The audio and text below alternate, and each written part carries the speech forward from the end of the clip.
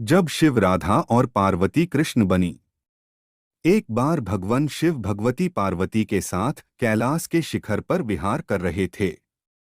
उस समय पार्वती का सौंदर्य खिल रहा था।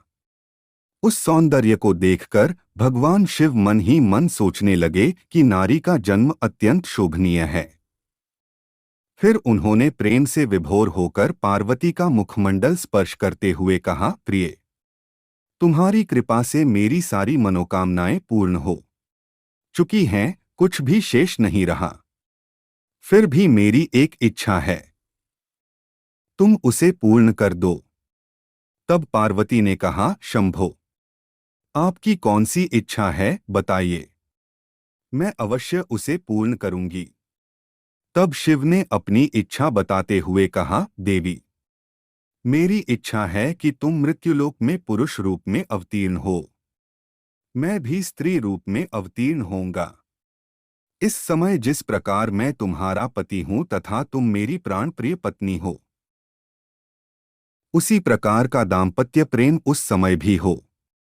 यही मेरी इच्छा है, तुम इसे पूर्ण करो।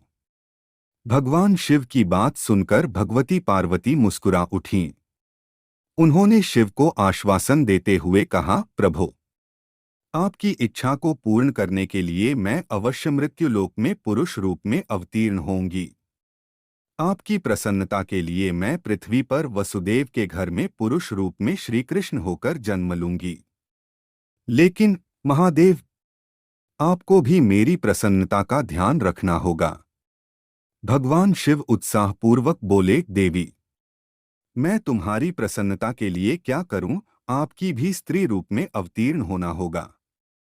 पार्वती ने भी अपनी इच्छा बताई।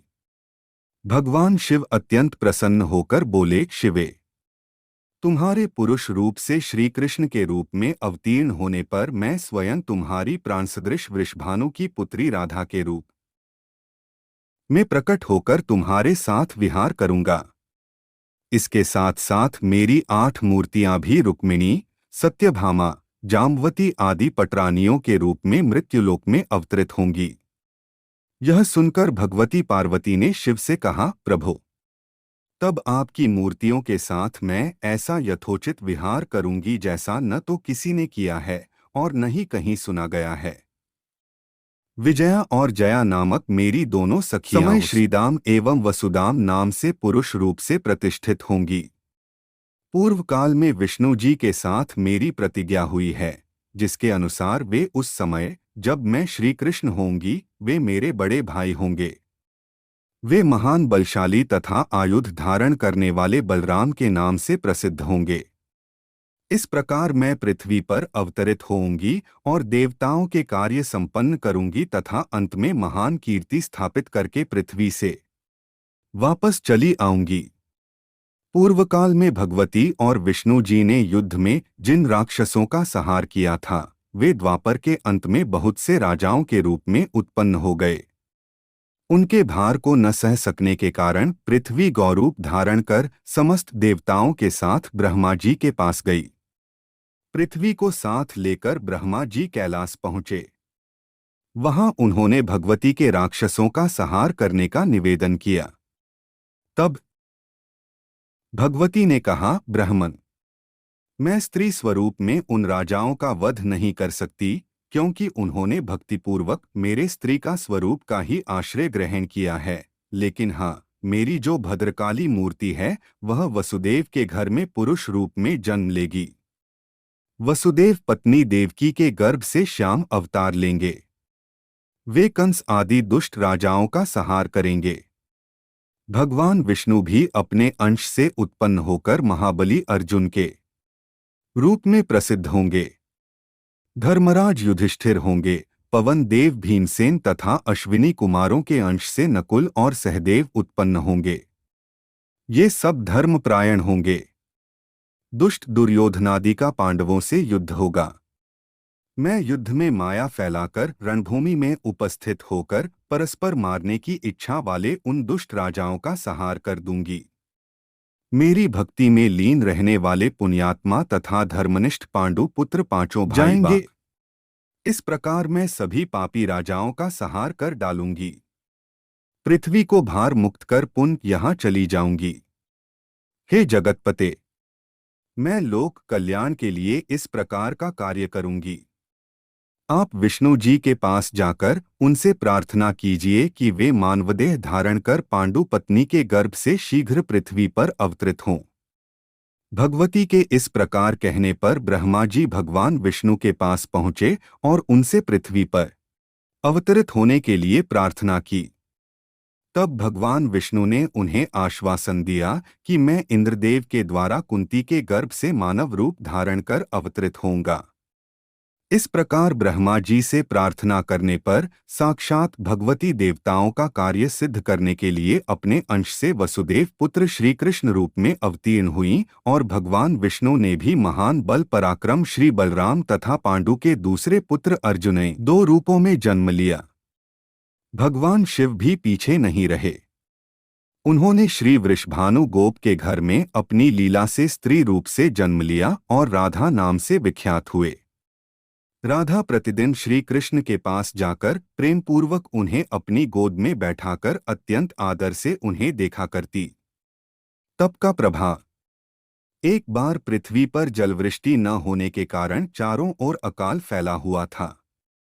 सरिता, तालतलया और सरोवर सूख गए थे। कुओं में भी पानी नहीं रह गया था। कहीं भी हरियाली देखने को नहीं मिलती थी। मनुष्य, पशु और पक्षी जल के अभाव में तड़प रहे थे। पर महर्षि गौतम के आश्रम पर उस भीषण अकाल का नाम निशान भी नहीं था।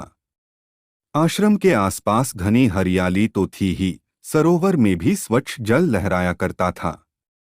जब चारों ओर जल का अभाव हो गया तो दूर दूर के पशु सरोवर के पास आकर रहने लगे और सरोवर के पानी को पीकर सुख से जीवन बिताने लगे। मनुष्यों को भी जब उस सरोवर का पता चला तो झुंड के झुंड गौतम के पास पहुंचे और उनसे विनीत स्वर में बोले, ऋषिवर, हम सब पानी के बिना दुख पा रहे हैं। अनुमति दीजिए ताकि हम सब आपके सरोवर के जल का उपयोग कर सकें। गौतम ने कहा, आश्रम आप सबका है, सरोवर भी आप सबका ही है। आप स्वतंत्रतापूर्वक सरोवर के जल का उपयोग कर सकते हैं। बस फिर क्या था, झुंड के झुंड लोग तरह तरह की सवारियों पर अपना सामान लादकर सरोवर के पास आकर बसने लगे। कुछ ही दिनों में सरोवर के आसपास चारों ओर अच्छा खासा नगर बस गया। सरोवर के जल से सबको नया जीवन मिलने लगा। सब गौतम के तप और त्याग की भूरी भूरी प्रशंसा करने लगे। पर मनुष्यों में कुछ ऐसे भी लोग थे जो दुष्ट प्रकृति के थे। उन्होंने जब जनवरी से जनवरी के मुख से गौतम की प्रशंसा सुनी तो उनके मन में गौतम के प्रति ईर्ष्याग्नि जल उठी। उन्हें गौतम की प्रशंसा नहीं सुहाई। वे कोई ऐसा उपाय सोचने लगे जिससे गौतम को नीचा देखना पड़े। उनके इस प्रयत्न में कुछ ऋषिमुनि भी सम्मिलित हो गए, पर गौतम को नीचा दिखाना सरल काम नहीं था, क्योंकि वे बड़ी निष्ठा से सदा मानव की भलाई में लगे रहते थे। जब दुष्ट स्वभाव के मनुष्यों का किसी तरह वश नहीं चला तो वे सब मिलकर गणपति की सेवा में उपस्थित हुए। सबने हाथ जोड़कर निवेदन किया, गणपति, ऋषि गौतम गर्व से फूलकर पथभ्रष्ट हो रहे हैं। कोई ऐसा उपाय कीजिए जिससे उनका गर्व धूल में मिल जाए। गणपति ने कहा, आश्चर्य है, आप लोग गौतम के संबंध में मन में ऐसी धारणा रखते हैं। गौतम तो तप और त्याग की मूर्ति हैं। उन्होंने वरुण की उपासना करके उस स्वच्छ जल वाले सरोवर को प्राप्त किया।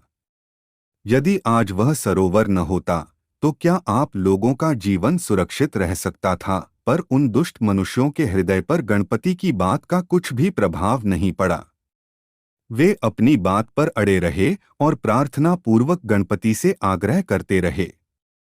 गणपति ने विवश होकर कहा, आप लोग नहीं मानते तो मैं कुछ करूंगा, लेकिन उससे आप लोगों का ही अहित होगा। गणपति की बात सुनकर दुष्ट स्वभाव के सभी मनुष्य तुष्ट होकर अपने अपने घर चले गए। एक दिन दोपहर के बाद गौतम अपने आश्रम की वाटिका में पुष्पों के पौधों को सींच रहे थे। हठात एक दुबली पतली गाय वाटिका में घुसकर पौधों को खाने लगी। गौतम गाय को पकड़कर उसे अलग कर देना चाहते थे, पर ज्यों ही उन्होंने गाय को हाथ लगाया, वह गिर पड़ी और निष्प्राण हो गई। यह देख गौतम स्तब्ध रह गए और गाय की ओर देखकर बोले, ओह, यह कैसा अनर्थ हो गया। तभी गौतम के कानों में एक आवाज पड़ी, गौतम पापी है, गाय का हत्यारा है। गौतम ने पीछे मुड़कर देखा, बहुत से लोग खड़े थे। उनके साथ कुछ ऋषि मुनि भी थे। वे सम्मिलित स्वर में गौतम को पापी और हत्यारा घोषित कर रहे थे। चारों ओर गौतम की निंदा होने लगी। गौतम बहुत दुखी हुए। वे अपने पाप का प्रायश्चित करने के लिए अहल्या को साथ लेकर आश्रम छोड़कर चले गए। दुष्ट स्वभाव के मनुष्य बहुत प्रसन्न हुए। उनका मनचाहा पूरा हो गया। गौतम एक वन में गए। वन के वृक्षों को काटकर उन्होंने एक कुटी बनाई और वहां रहकर तप करने लगे। अहल्या दिन-रात उनकी सेवा में लगी रहती थी। तप करते हुए गौतम को बहुत दिन बीत गए। प्राय ऋषि मुनि भी वहां आया करते थे। उन्होंने गौतम से कहा, तप से गौ हत्या का पाप दूर नहीं होगा। यदि आप भी गौ हत्या के पाप से मुक्त होना चाहते हैं तो गंगा में स्नान कीजिए। पर गौतम, गंगा में स्नान करें तो कैसे करें? गंगा तो वहां थी ही नहीं। गौतम गंगा को प्रकट करने के लिए भगवान शिव की आराधना करने लगे। गौतम के तप, त्याग और आराधना से भगवान शंकर प्रसन्न हुए। वे प्रकट होकर बोले, महामुने, मैं आपकी आराधना से प्रसन्न हूं। बोलिए, आपको क्या चाहिए? गौतम ने निवेदन किया, प्रभु, मुझे गौ हत्या का पाप लगा है। कृपा करके मुझे गंगा दीजिए। मैं गंगा में नहाकर पाप से मुक्त होना चाहता हूं। भगवान शंकर मुस्कुराकर बोले, महामुने, आपको गौ हत्या का पाप नहीं लगा है। आपको छल का शिकार बनाया गया है। जिन्होंने आपके साथ षड्यंत्र किया है उनका कभी भी कल्याण नहीं होगा। आप कोई और वर मांगें। गौतम ने कहा, प्रभु, जिन्होंने मेरे साथ छल किया है मैं तो उन्हें अपना परम हितैषी मानता हूं। यदि उन्होंने मेरे साथ वैसा न किया होता तो आज मुझे आपके दर्शन का सौभाग्य कैसे मिलता। मुझे तो केवल गंगा दीजिए। गौतम के त्याग पर भगवान शिव और भी अधिक प्रसन्न हो उठे। उन्होंने कहा, महामुने, आप धन्य हैं जो अपने शत्रुओं को भी अपना हितैषी मान रहे हैं। आपकी इच्छा अवश्य पूरी होगी। गंगा अब अवश्य प्रकट होंगी।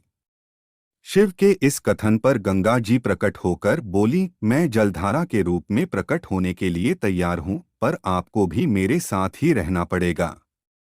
शिव ने कहा, मैं बिना देवताओं के किसी जगह कैसे रह सकता हूं? गौतम ने हाथ जोड़कर निवेदन किया, प्रभु, आप देवाधिदेव हैं।